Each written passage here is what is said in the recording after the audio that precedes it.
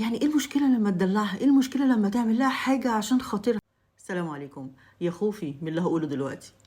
كان في واحد ماشي على الشط فحب يقعد شوية كده، الجو كان جميل والدنيا ليل وصوت الموج كده كان عاجبه جدا. المهم لما قعد لقى كيس مليان حجارة، فقال طب خلاص اما اتسلى شوية والعب يعني. بقى يشيل حجر حجر من الكيس ويرميه في البحر، وكل ما يرمي حجر يبقى مستمتع جدا بصوت المية وفرحان قوي، والقعدة عجبته والكيس كمان كان مليان حجارة. المهم طلع النهار كده وبدأ يشقشق وبدأ يشوف اللي حواليه، ولما مسك الكيس ما لقاش فيه غير حجر واحد بس. قال يا خسارة، طب على العموم هو الليل خلص يعني وطلع النهار، هاخد آخر حجر ده وحاول ارميه بقى واروح. المهم لما مد ايده في الكيس ومسك الحجر وشافه لقى بيلمع بيلمع قوي. قال ايه ده؟ هو ايه الحجر ده؟ اتاري الحجر ده كانت جوهرة. جوهرة يعني الكيس كان مليان جواهر، وهو طول الليل عمال يرمي جوهرة ورا التانية.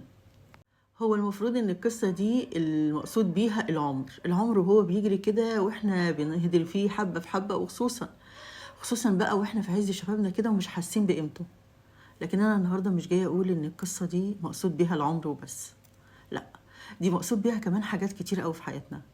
يعني انا لما نزلت كام فيديو كده عن الزوج او الزوجة، الاقي لما يكون فيديو مثلا مناصر للزوجة كده وقوي، الرجالة تبقى داخلة متضايقة جدا، والازواج يقعدوا يقولوا طب ويعني احنا كمان، ما المفروض هي تحافظ علينا وتاخد بالها مننا، احنا كمان مش المفروض ان هي تقعد تضايق فينا، وانتوا ليه يا ستات دايما حاسين ان انتوا مظلومين واحنا الظلمة؟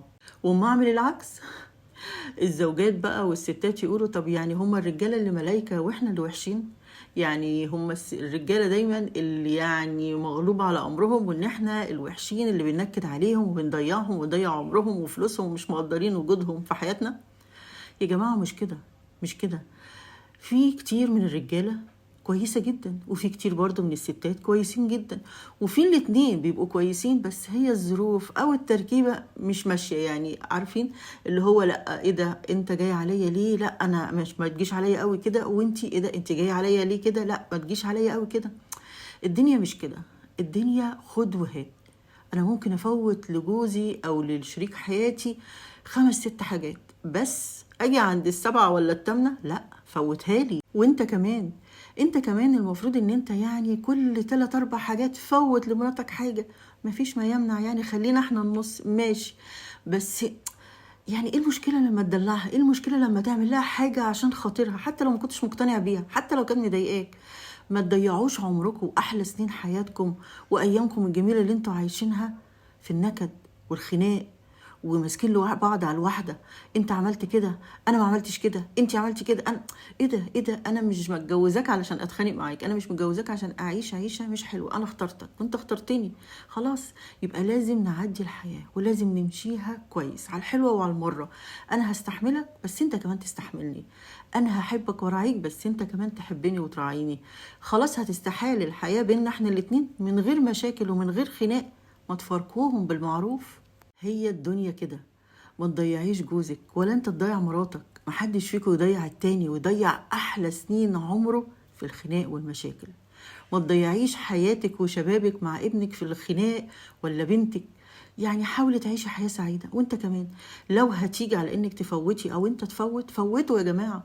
فوتي لجارتك، فوت لجارك، فوت لصاحبك شوية. انا مش بقول لكم كده على اساس ان انا ملاك وبعمل زي ما بقول، لا. انا بعد ما وصلت للسن ده والتجارب الكتير والحاجات اللي بفتكرها دلوقتي بقول ايه ده، هو انا ليه ما فوتش؟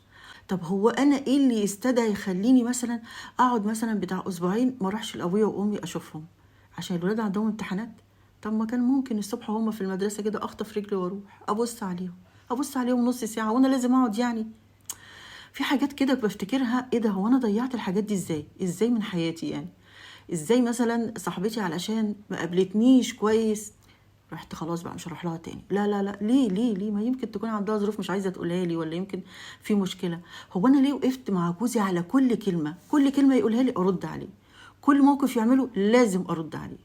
ده مش ضعف، والله ما ضعف. المهم الحجر ده هي احلى سنين حياتك، والكيس ده هي المواقف والناس اللي حواليك من كل ناحيه، والنهار اللي جه ده بعد الليل ما خلص ده اللي بيوريكي الحقيقة ان انت كنت غلطانة لما ضيعتيهم من ايدك، او انت كنت غلطان لما عشت حياتك كلها في نكد وحاجات كده بسيطة ممكن تعديها بس انت ما عديتهاش.